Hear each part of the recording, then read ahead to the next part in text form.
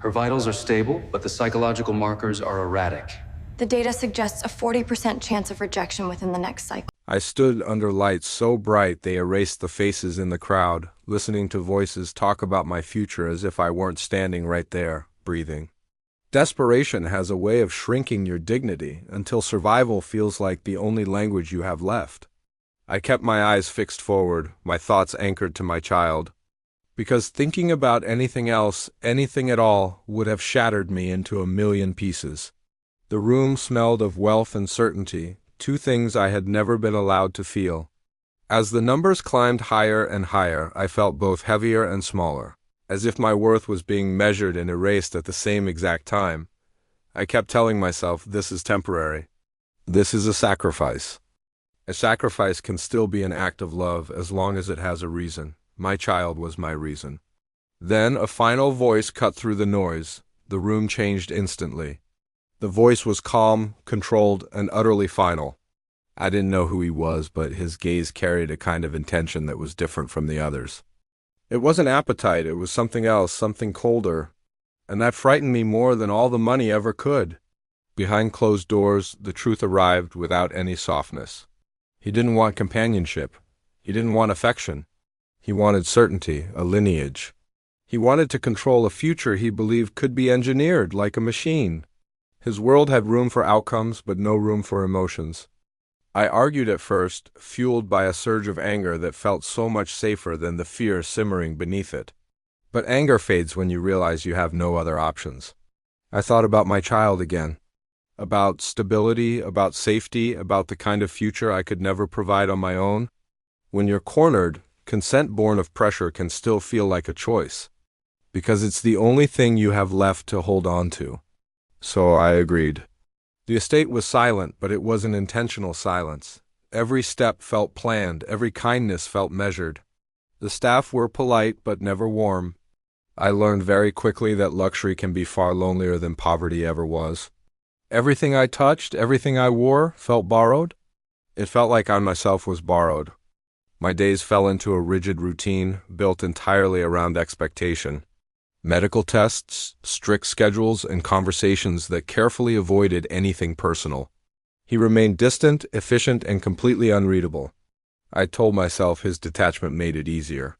I convinced myself that feelings would only complicate an arrangement that was never meant to be human in the first place. But quiet nights have a way of undoing all your carefully constructed certainty. We spoke once, really spoke, about something other than contracts or outcomes. Then we spoke again. We talked about loss, about duty, about childhoods that were shaped by absence. I started to see that his distance wasn't cruelty. It was armor he had been wearing for far too long. When a flicker of affection finally appeared between us, it was cautious and completely unplanned. And it terrified both of us. Our arrangement had rules, but emotions don't follow rules. A wave of guilt washed over me, not for myself, but for my child. I was afraid that finding love here, in this place, would make the sacrifice I made harder to explain someday. The real truth, the one that changed everything, arrived unexpectedly. It was heavy and it was vulnerable. He confessed that the future he was so desperately trying to secure, the one he was trying to engineer, could never exist the way he imagined. Control had its limits, limits that even his vast fortune couldn't buy away. In that single moment, the entire imbalance between us shifted. We were no longer buyer and bought. We were just two people standing together in a sea of uncertainty. We chose honesty over the arrangement. We chose risk over certainty. It didn't solve everything, not by a long shot. There were consequences waiting for us, judgments we would have to face, and systems that were built to resist this kind of change.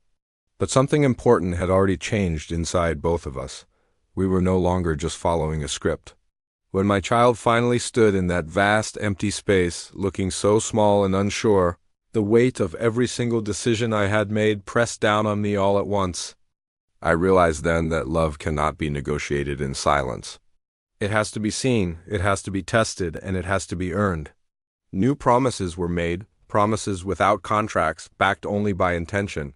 I don't call what happened a rescue. And I don't call it a romance, I call it a collision. It was two broken paths, crossing at the exact moment when neither of us could have continued on alone. The future is still uncertain, but it's no longer something that has been purchased. It's something we are choosing together every single day. Sometimes the fight for survival leads you to the most unexpected places.